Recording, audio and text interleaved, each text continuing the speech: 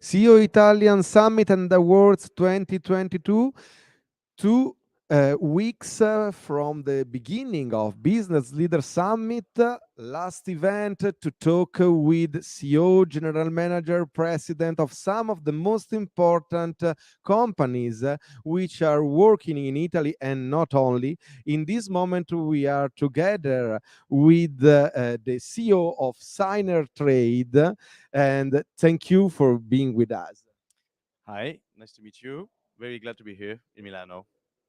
So, Olivier, you are one of the CEO who were in the summit, and you talked about the comment on the economic outlook from OECD. So, the importance of the current situation in terms of geopolitical crisis, in terms of economic crisis, the inflation, and other things, obviously, after 2 years of pandemics. So what is the scenario, what is the situation mostly for the supply chain environment that is one of the most impacted from the risks, we can say, that we are living now? So yes, you are definitely right. The situation for supply chain actors and the procurement teams have absolutely changed in the last 2 3 years from what it used to be. There's a lot of instabilities. I mean, everybody knows that inflation is there. There is lack of some material. There is a shortage in material. There are risk in many aspects, such as compliance could be. So the teams that are manufacturing goods or even any other production, such as services, face lack of stability, and they need to adapt very often, very quickly, to totally different environments and make some fast decision to maintain the production of a good quality. So the quality is one of the best results for a company in terms of products, in terms of productivity. But in this time, this propose, we can say, some challenges. So according to you, what are the most important challenges that companies in the supply chain, in the value chain at global level, but also in Italy, need to face primarily, we can say, in order to return to grow or to catch a profitable growth? So one of the main aspect of the new situation is that the company has to, as I said, evolve quickly and to get prepared to adapt not only the manufacturing line, but very often even the bill of material and the definition of product. Any product, even solutions or services, are the result of components or services or sometimes softwares that are put together to bring a solution or a product. And if you don't have the access of the right product at the right price at the right moment, you need to change not only your production line, but also the bill of material, the definition of your product, which is a big challenge that companies are facing now. And they need to be more flexible, delivering still the same quality again at ideally the same price and the same cost. So that's the situation, the challenges that a lot of companies are facing and will face even more in the near future.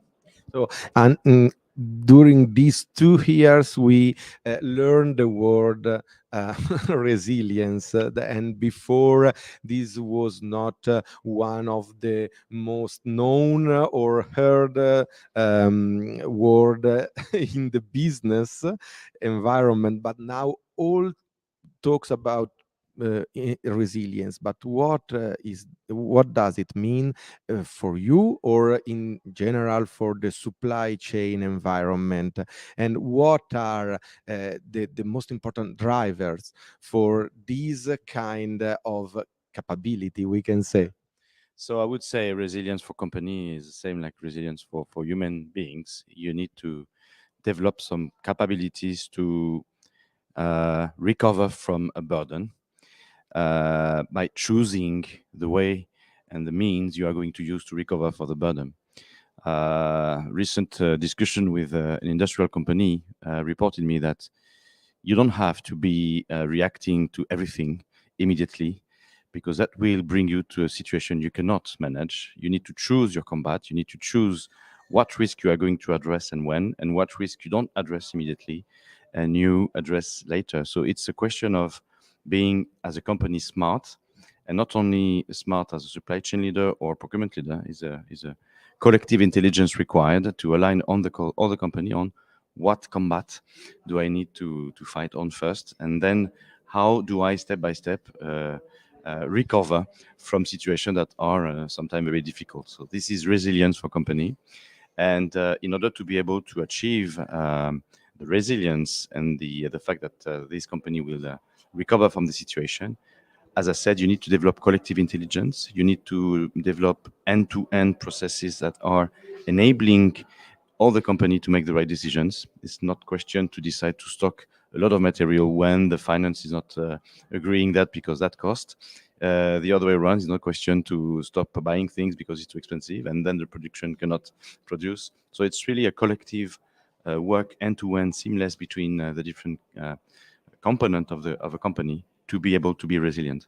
So, under this point of view, and from your words, the risk management will be the next skill in order to return, to grow, and for the resilience. But what could be the other skills for the growth? Well, risk management from engineers that they learn that at school, so it's something known from decades. What is and risk management is what is doing a CEO and any management team of company. What is new is the necessity to manage this risk as company collectively, again, across different teams inside the company, and to do that every day. So that's where digital solutions are absolutely essential, because you cannot convey information or data first, then to make information and transform that into a set of action repeatedly executed, such as ISO 9001 explain us.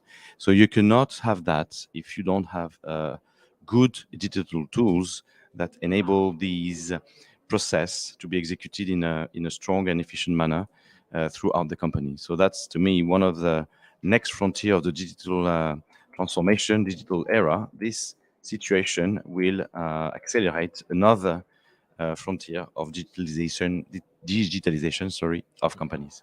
So we need to improve our communication between functions and also with partners and also with all the stakeholders, we can say, in order to have more information and have a data-driven strategy, we can say.